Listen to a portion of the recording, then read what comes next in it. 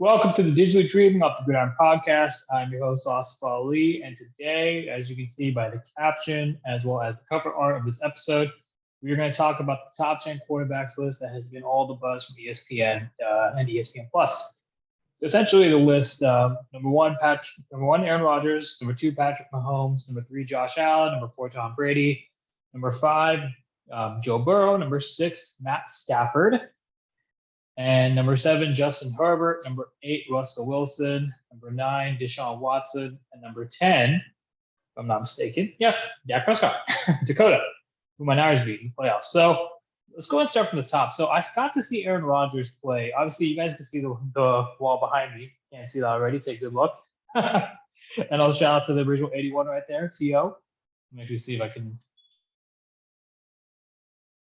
Anyway, so for me, being an Irish fan, being a fan of the game, and having been able to watch this guy play in person, I do. This topic is definitely, I wouldn't say near and dear to me, right? But it's definitely something that me, like everyone else, who's a football fan, would probably enjoy kind of discussing. So starting off, Aaron Rodgers, obviously two-time MVP. Obviously the debate of him being number one, you can go either way. I mean, I see Aaron Rodgers as just a phenomenal material talent. We've seen what he can do with his arm in the regular season. Question is obviously coming to the postseason, two consecutive NFC Championship game runs, but not being able, and prior to last season, a divisional round bounce, where they scored a touchdown and then they didn't score anything for the rest of the game, or I guess they didn't score any offensive touchdowns for the rest of the game, and they got beat by my Niners squad, who didn't score a single offensive touchdown throughout the whole game.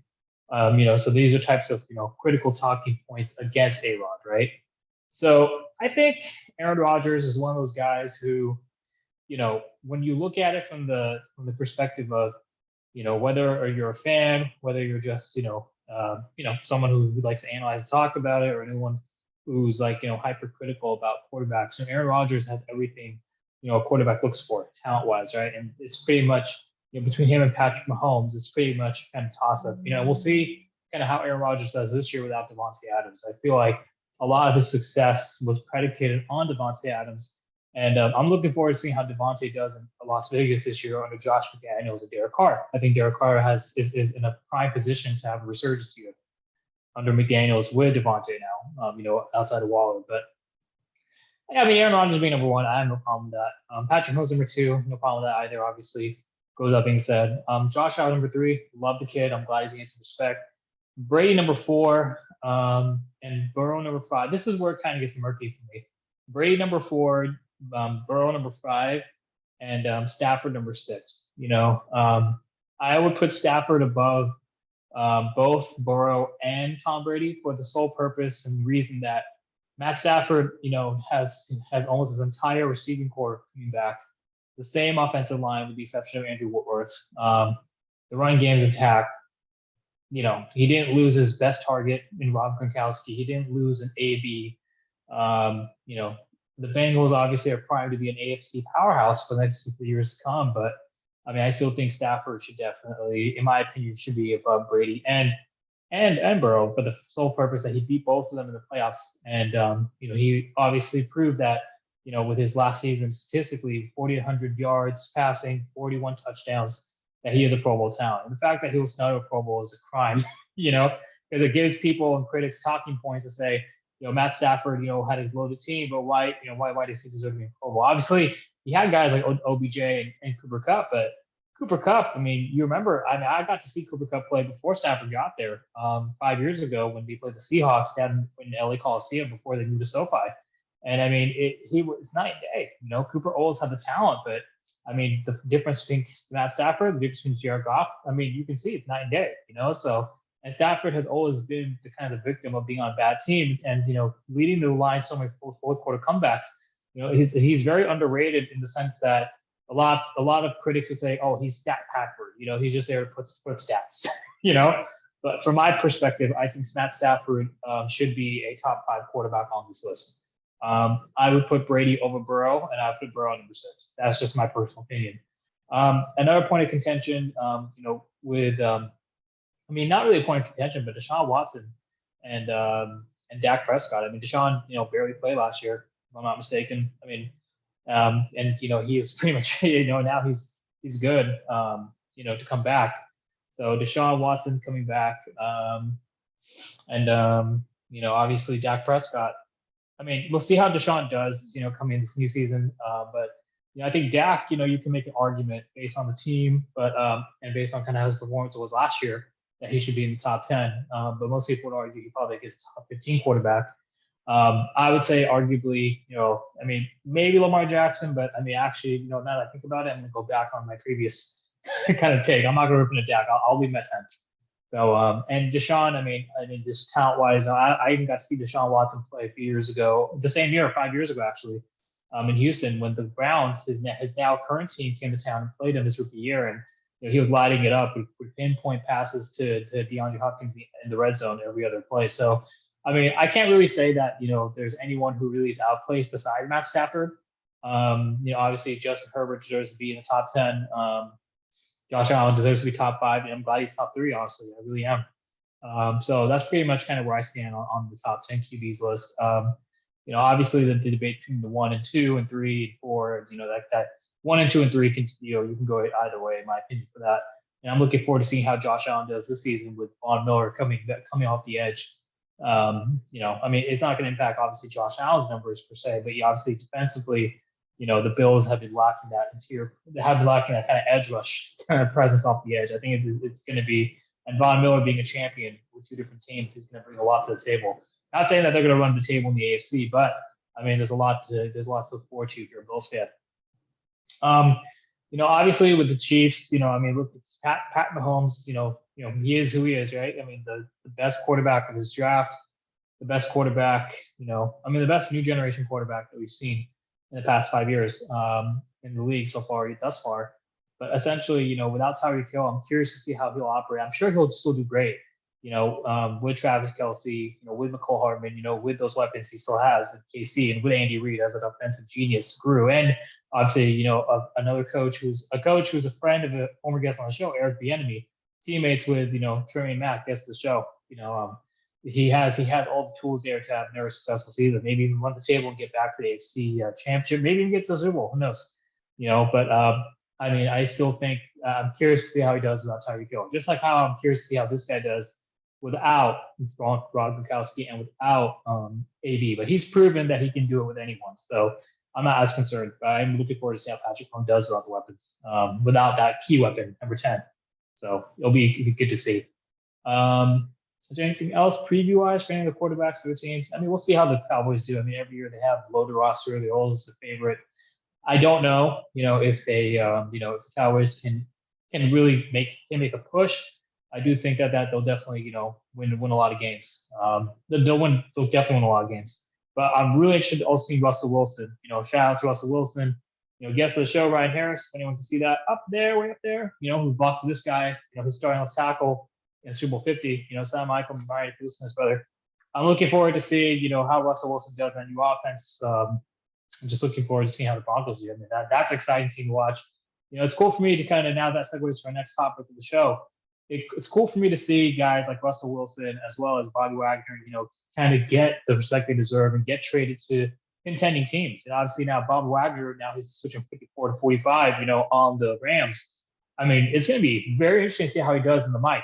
I think in the mic, Bobby Wagner can have just as much success, if not more success, than he did in Seattle. Just with the pieces they have, Leonard Floyd, AD. I mean, they have so many pieces.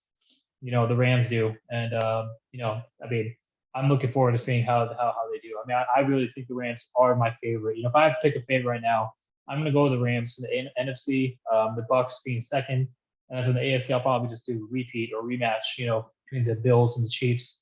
I'm sorry, not the Bills and Chiefs. The Chiefs and the Bengals, with the Bills being a close third. So, I mean, it's going to be very interesting to see how the season plays out. Back to the offseason, right? So now Bobby Wagner in LA. I mean, he's definitely going to be a great interior presence, for that defense. AD in the interior kind of front four, or front three, whatever they want to run. I mean, the Rams have all the pieces and tools. And, even though I'm an Irish fan, I'm happy the Rams won from California because, before the Rams' victory this year in the Super Bowl, California had not won a Super Bowl for the past 27 years. Obviously, last guy to do it was Steve Young and the Niners back in '95. So, I mean, it's good to see a California team win. Hopefully, the Niners can get together, but we'll talk about now. Now we'll segue into that kind of offseason headline. With Trey Lance, obviously the arm fatigue and Jimmy Garoppolo now emerging as a potential trade target of the Seahawks. I don't know. I mean, if Seattle's really serious about Jimmy, I mean, I'm really intrigued to see if Seattle can really put up the capital to get Jimmy. Obviously, Kyle and John Lynch are so hell bent on making sure Jimmy is traded before Week 1. I mean, we'll see how it goes. Robert Turbin was on NFL Network the other day, or yesterday actually. He said that it was yesterday. He said, or no, sorry, not yesterday. It was 2 days ago. Today's the 13th. Yeah. He basically said the Niners with Jimmy G, with Jimmy, they have a better chance to win than with Trey. It gives Trey a chance to develop. It gives Trey a chance to learn the playbook, which is very complex. Johannes' playbook is very complicated. So it gives him a chance to learn and develop a little bit more and learn kind of his throwing motion, which the arm fatigue headlines will come out of camp from Matt Mayoko, who I respect as a writer. So I mean, I think it's a logical choice to keep on the roster, but at the same time, I mean, you do want to you don't move up to number 3, get Trey Lance, if you don't believe that he's a future, and you don't move up to number 3 if you don't want him to play right now, right? So there's a lot of different ways it can go. I think I do think Jimmy will eventually be traded before the season starts, and I'm looking forward to seeing wherever he ends up. I'll be rooting for him, regardless of wherever he ends up. And we'll see how he does. I mean, I root for good players. I mean, obviously players who serve, the franchise, such as, Richard Sherman. Even though Richard Sherman criticized Stafford's Hall of Fame credentials, I still feel like Richard Sherman is still, I mean, he's proven himself to where he can speak on that, but I mean, I think, I personally am a fan of Matt Stafford. I think his dad Stafford is a Hall of Fame quarterback. Just statistically speaking, now he has a ring to go along with it. But, I mean, a lot of people, and such as Rich Sherman said, no Pro Bowls, no All Pros, you can't say that he's a Hall of Famer. Same argument against Julian Edelman, right? I love Julian Edelman, right? But I mean, it's just one of those issues, right? If you don't have the regular season dominance and sustained success, then it's really hard to argue your credentials to be a Hall of Famer. So, anyways, there's a lot to unpack there, but we won't really unpack all of it. But I'm looking forward to I'm looking forward to seeing how Russell Wilson does in Denver, and looking forward to seeing hopefully if the Niners can figure out something with Jimmy. I'm hoping Trey can prove that he is that good.